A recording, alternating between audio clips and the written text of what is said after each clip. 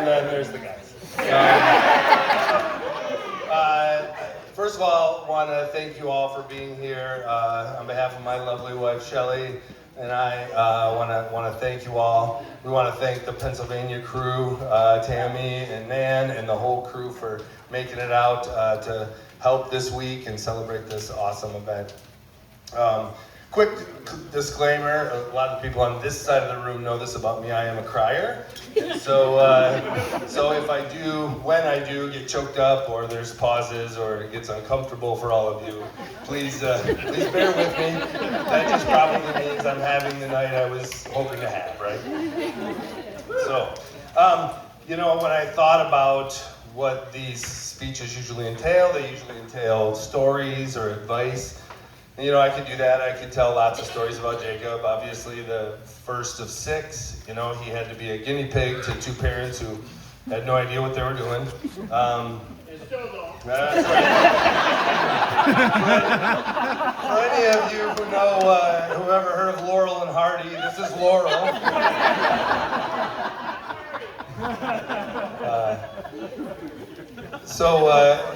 There's lots of stories.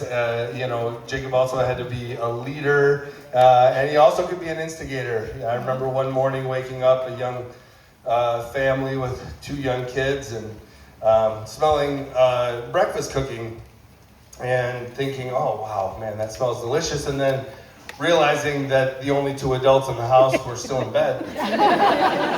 And so rushing to the kitchen and finding our 4-year-old standing on a chair cooking sausage in a pan. So we were shocked, but it was delicious, and we knew we were going to get tested raising this kid. Then there was the time that we went out to our family van and found Sophie's name etched into the paint on the back of the van. And to Soph's credit, she took the punishment well. It wasn't until years later that we found out that Jacob was actually the author of that signature. And why Soph took the fall, I don't know. I'm sure that Jacob convinced her that that was what was best for everyone. Jacob started his sales career really early on. Jacob's intelligent, he's curious, he's talented, he's passionate, he's confident, sometimes too confident. But what I like about that confidence is he's really fearless. He will dive into anything. He's taught himself so much. He's had great mentors in his papas over here, but he's taught himself auto repair, how to program. I don't know how many instruments he's taught himself to play. He just has this fearlessness that I don't have, and I really admire that about him. The other thing that he's brought into our life is a lot of music, right? Through the bands he's led, through the choirs he's been in, through the musicals he's been in, or just the times that you'd hear him singing in the house. And so music also brought us this lovely blonde twirling dervish that came into our lives, and we could see right away why Jacob liked Emmy so much. In fact, we found out really early on. I think he brought her over on his first date to meet the North 8. That is a decision right there, because our family is an eclectic group of personalities. It's like sitting before a tribunal. You start out with Soph, who's the bouncer, right? She's sitting out front of the club with the guest list. Unfortunately, there's no names on the guest list. No one is getting in the club, so you've got to get past that. And then you quickly move to Grace, who's just like making jokes and throwing zingers and one-liners, and you're thinking, okay, this might be all right. And then Ivy shows up, who's basically a human golden retriever. She just wants to lick your face and maybe get a hug, right?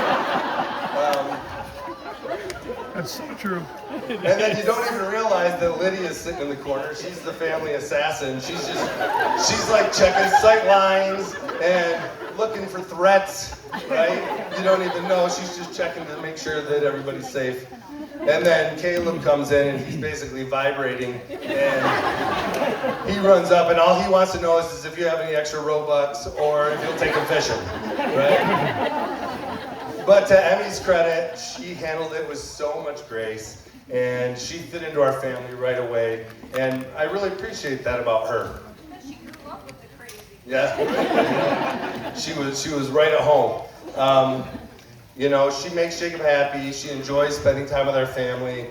She brings calm where Jacob brings energy. She brings planning where Jacob brings inspiration. She compliments him beautifully. And so, yeah, lots of stories I could tell. There's lots of advice I could give.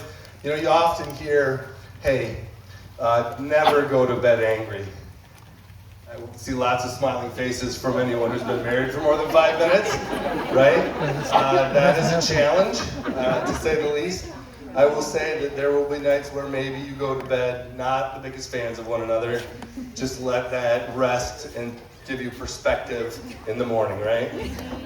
I also hear continue to date one another, which I love. I love the idea of continuing to date one another. As long as your definition of a date evolves through the seasons of your life.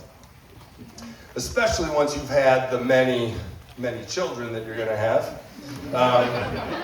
A date might be a stop by McDonald's for fries and a Coke after your 9th visit to the emergency room this year because of a broken bone or a lacerated head or a lacerated eye. What else was lacerated, Grace?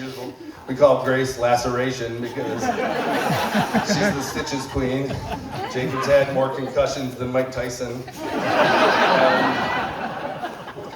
And so, you know, your definition of a date may change, or it might be an 11 o'clock trip to Meijer because your kid decided to tell you that night that the project they needed a poster board for was due the next morning that they'd known about for a month, or that they promised to bring the snack.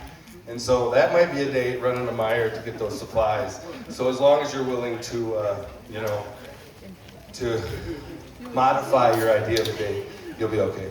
So I can tell stories, I can give advice, but what I'm going to do is I'm going to tell you 2 secrets that I've learned over the course of almost 26 years of marriage. What? Congratulations to Shelley North.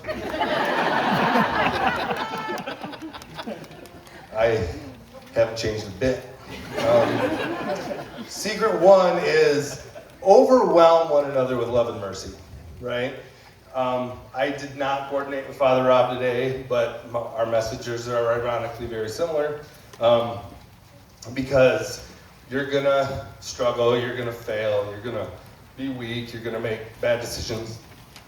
But if you view your marriage through the lens of love and mercy, you'll be able to get through just about anything, right? And so you have to focus on that first before you focus on how am I feeling about this. You really have to look at the lens of mercy, and you get to see those examples and participate in those examples so much through the sacraments.